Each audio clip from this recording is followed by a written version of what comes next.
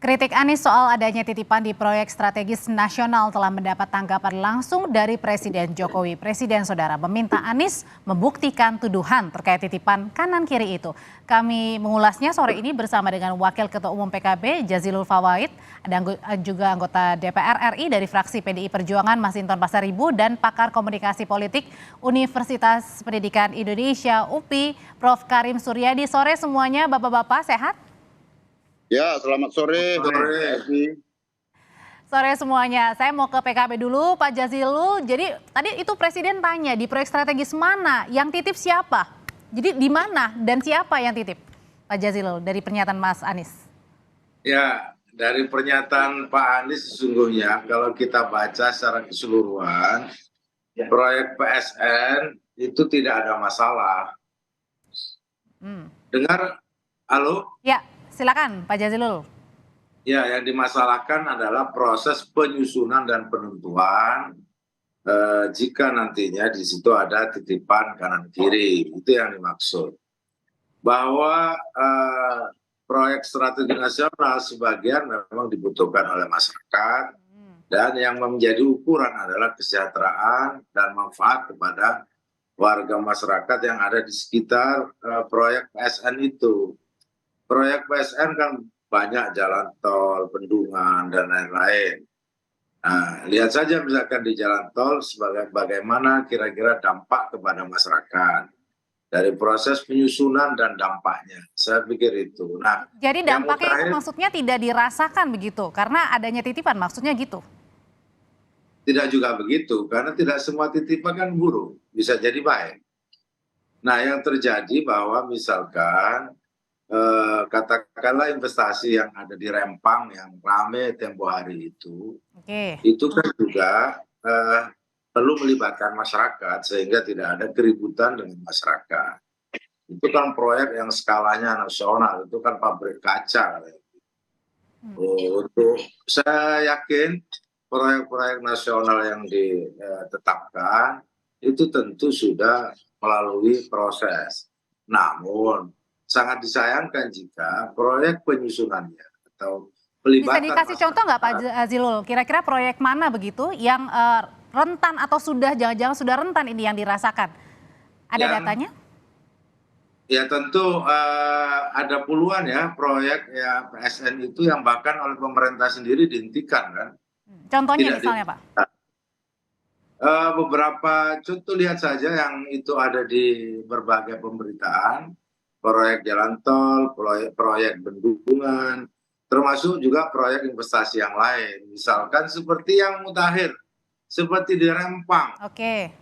Itu kan contoh di mana masyarakat misalkan menolak, di mana ada masyarakat yang merasa bahwa disingkirkan ataupun dipindahkan karena sebuah proyek. Nah, itu kan artinya pelibatan masyarakat kurang. Padahal proyek itu belum jalan. Dan nyata jalan, apa kira-kira yang menjadi. Jadi maksud saya, di setiap proses yang ada itu mestinya masyarakat terlibat dan sudah merasakan manfaatnya, mestinya. Ini malah manfaatnya kena gas air mata, masyarakat ada yang anak-anak sekolah. Jadi di sini maksudnya masyarakat dirugikan begitu ya? Ya, kalau di Rempang pasti itu. Kalau gitu Pak Jazilul? Anak-anak kena gas air mata ketika sekolah, padahal itu ditanya tumpah lahirnya. Dan itu Pak Jokowi sudah nyampaikan berkali-kali juga, jangan sampai ada proyek investasi yang kemudian tidak melibatkan masyarakat. Kalau ada masyarakat ada di situ, maka harus dihentikan, kan begitu. Kalau gitu sekarang saya tanyain ya ke Pak Masinton. Pak Masinton, betul begitu bahwa proyek strategis ini yang merupakan inisiasi dari Presiden Joko Widodo ini rentan akan titipan kanan kiri? Jadi pertama begini, tujuan dari proyek strategis nasional itu kan untuk mengejar pertumbuhan ekonomi, pemerataan pembangunan, kemudian itu untuk mendorong mempercepat proses akselerasi menciptakan kesejahteraan di masyarakat, terus mendorong pembangunan di daerah-daerah dan juga penciptaan lapangan kerja. Kan itu tujuan dari proyek strategis nasional. Nah, maka proyek strategis nasional ini dia masuk dalam perencanaan pemerintah dari mulai Bappenas, Kementerian Keuangan, dan kemudian dianggarkan dalam APBN kita.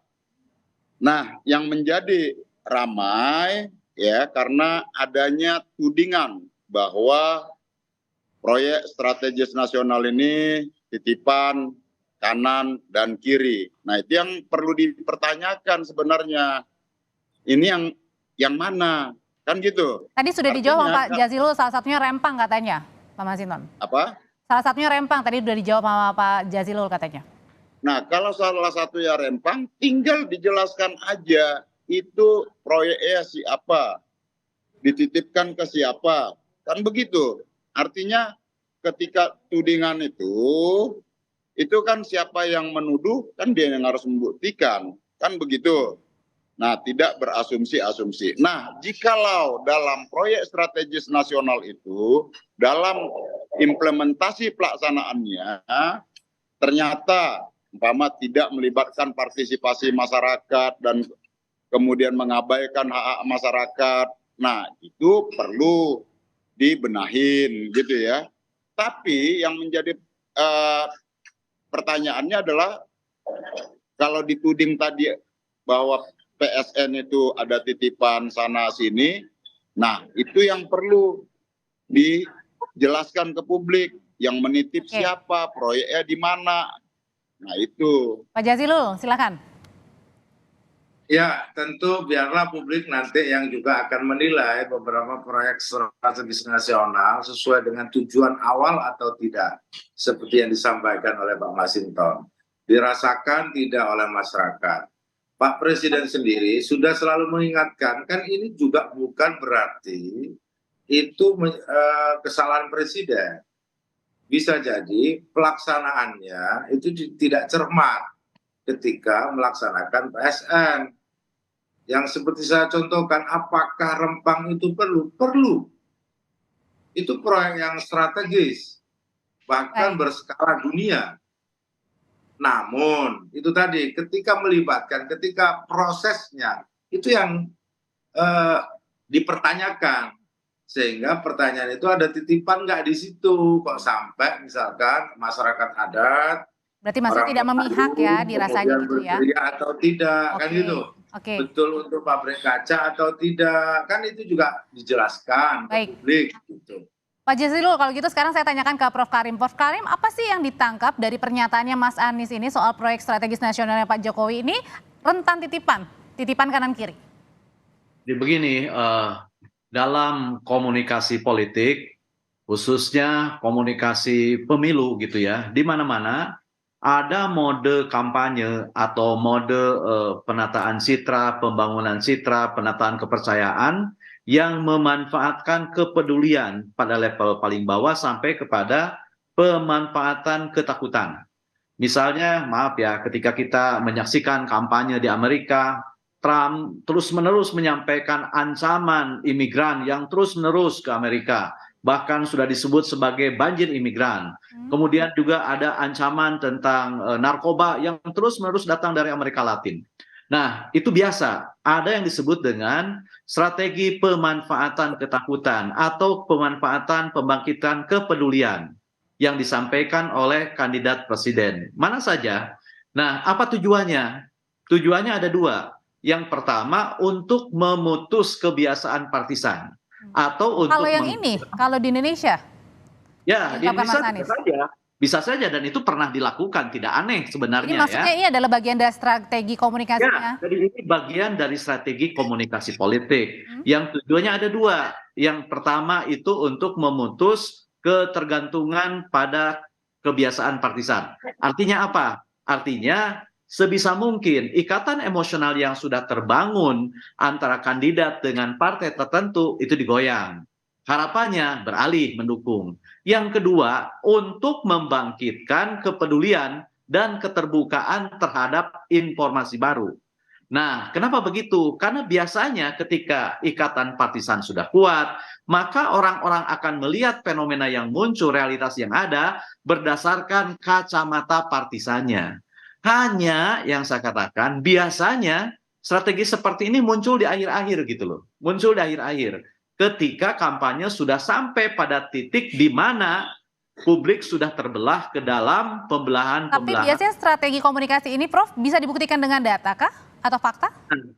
Biasanya begitu, biasanya itu dua hal yang berbeda. Oke. Dua hal yang berbeda. Soal pembuktian, apakah itu benar, apakah itu tuduhan palsu, apakah itu soal fitnah, itu ranah yang lain, itu ranah hukum. Ranah komunikasi politik tidak berhubungan dengan pembuktian pidana. Tapi ranah komunikasi politik hanya sampai pada apakah ini efektif atau tidak. Karena tujuannya hanya untuk mengatrol dukungan, meluaskan dukungan, Oke. memperluas basis dukungan, dan menggoyang pengkotakan yang sudah terbangun Oke. melalui Baik. kampanye terus-menerus. Oleh karena itu, maka alat ujinya adalah apakah publik yang peduli terhadap isu yang disampaikan atau malah sebaliknya gitu ya. Oleh karena itu, maka alat ukurnya seberapa terpengaruh, seberapa terpersuasi, seberapa terbuka, seberapa Baik. tergugah publik oleh informasi yang disampaikan sampai pada titik mengiyakan dan berbalik mendukungnya. Sebenarnya itu sih dalam Oke. kacamata Oke, komunikasi. saya ke Pak Masinton kalau gitu, Prof. Karim. Pak Masinton, betul seperti itu juga yang dirasakan oleh PDIP kalau ini adalah bersifat menggoyang, merupakan strategi komunikasi politik dari Mas Anies? Ya, ya kalau itu ya mungkin aja. Cuman kan nanti publik melihat jadi seperti itu asal tuding kan gitu ya. Umpama penyusunan proyek strategis nasional yang dianggap tidak transparan. Padahal PSN itu ya proyek strategis nasional itu bagaimana dikatakan tidak transparan? Lawang itu juga disampaikan kepada seluruh fraksi di DPR RI gitu loh, bahwa pemerintah nanti akan melakukan pembangunan proyek ini, proyek infrastruktur, irigasi, dan lain-lain seperti itu, dan semua proses penganggarannya itu dibahas antara pemerintah bersama DPR. Nah, kalau dituding PSN tidak transparan, di mana tidak transparannya, kan begitu.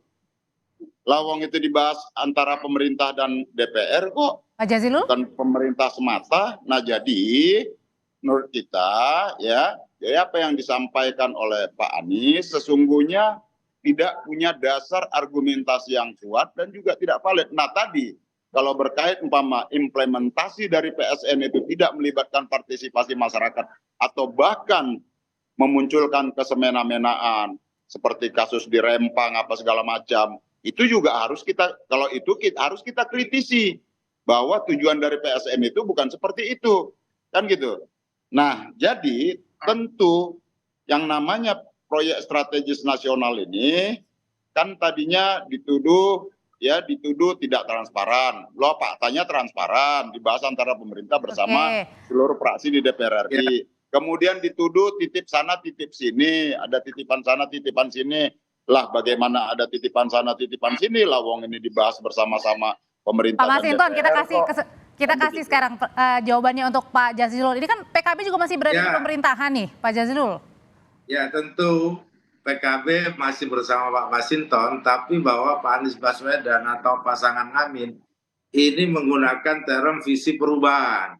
Nah, salah satu yang ditawarkan oleh Pak Anies bahwa semua kebijakan yang nanti akan diambil oleh Pak Anies atau pasangan Amin ini adalah setiap kebijakan harus berdimensi pada keadilan sosial atau berdimensi pada kesetaraan.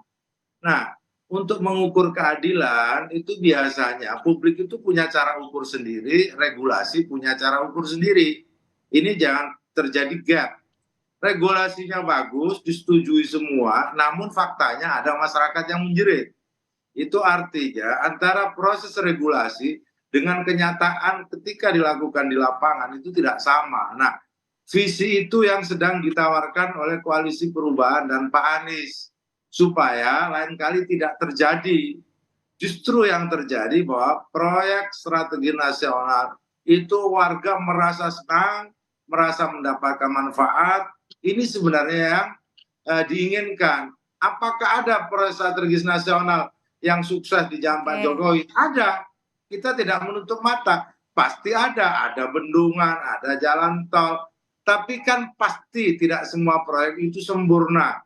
Oleh sebab itu cara menyempurnakannya adalah dengan melibatkan masyarakat yang lebih luas. Jadi ini bukan bagian dari strategi komunikasi politik ya? Ketika melaksanakan harus berdimensi pada keadilan dan kesetaraan. Jangan hanya menguntungkan investor misalkan, tapi masyarakat ditinggalkan. Masyarakat adat menjerit sementara investor didukung oleh negara. Itu kan tidak bagus. Oke, baik. Tidak berdimensi pada keadilan, misalkan begitu. Nah, pendekatan itu yang tidak boleh terjadi ketika Pak Anies dan Pak Muhaimin menjadi presiden dan wakil presiden. Oke, baik. Nah, Prof. Karim, kalau apa yang disampaikan oleh Pak Jazilul ini sebenarnya kalau untuk apa yang disampaikan oleh Mas Anies kemarin, apakah ini juga sebenarnya membidiknya ini adalah untuk baca pres Mas Ganjar? Oh, tidak identik juga. Yang identik juga dengan Pak Jokowi gitu? Oh, tidak begini. Begini, kita tahu bahwa selain Ganjar Pranowo, ada kandidat lain yang juga mengklaim akan meneruskan apa yang dilakukan oleh Presiden Joko Widodo. Itu harus diingat. Nah, sementara tadi dikatakan oleh Mas Jazilul, koalisi Anies itu kan ingin mengoreksi, ingin mengevaluasi gitu ya, baik implementasi dan lain-lain lah, sampai pada tadi dibilang menghadirkan keadilan dan kesetaraan. Nah, artinya apa? Artinya ada sesuatu yang harus dikoreksi ketika ide tentang perubahan, ketika ide tentang keadilan, ketika ide tentang kesetaraan ini ingin dimunculkan. Sebab kalau sudah sempurna, sudah baik kan tidak mungkin ujung-ujung perubahan. Nah, itu konteksnya. Nah, sekarang pertanyaannya, apakah itu akan berterima di mata publik atau tidak? Ya akan bergantung begitu ya, akan bergantung kepada bagaimana cara-cara menjelaskannya, menjelaskan tentang catatan-catatan itu, dan bagaimana cara publik menimang-nimangnya gitu ya. Jangankan publik, Bang Masinton aja punya pandangan yang berbeda kan gitu. Tapi menurut saya itulah diskursus yang akan terbangun. Diakui atau tidak, cara seperti ini akan muncul begitu ya, akan muncul sebab misalnya kalau kita analisis dalam kampanye pasti ada attacking, menyerang, disadari atau tidak, terbuka atau tidak. Nah, karena ini konteksnya, konteks pembangunan strategis nasional dan kebetulan misalnya mempositioning yang diambil oleh koalisi perubahan ini kan mengoreksi gitu kan. Jadi menurut saya ini sebuah hal yang mudah dipahami gitu ya, mudah dipahami meskipun dari kacamata komunikasi politik tidak sampai kepada pembuktian dan publik yang menilai apakah catatan yang disampaikan itu betul-betul koreksi, evaluasi berbasis data atau tidak. Publik akan menilai itu. Dan yang kedua yang lebih penting dari itu, sebenarnya efek psikologi komunikasi. Nah, apakah kepedulian yang akan muncul, ketakutan yang akan mencuat, atau malah sebaliknya, ketika publik sedang menanti bagaimana sih rasanya kereta cepat itu? Nah, tiba-tiba muncul proyek strategis nasional gitu. Apakah kepedulian publik yang terbangun atau malah tertimpa oleh kepenasaran publik terhadap yang satu ini begitu. Jadi itu yang akan menentukan apakah ini efektif atau berarti tidak. diserahkan kembali ke publik begitu ya. Ya, gitu ya. Baik, terima kasih Prof. Karim, terima kasih Pak Masinton Pasaribu dan juga terima kasih Pak Jazilul. Terima kasih. Sehat selalu. Terima kasih.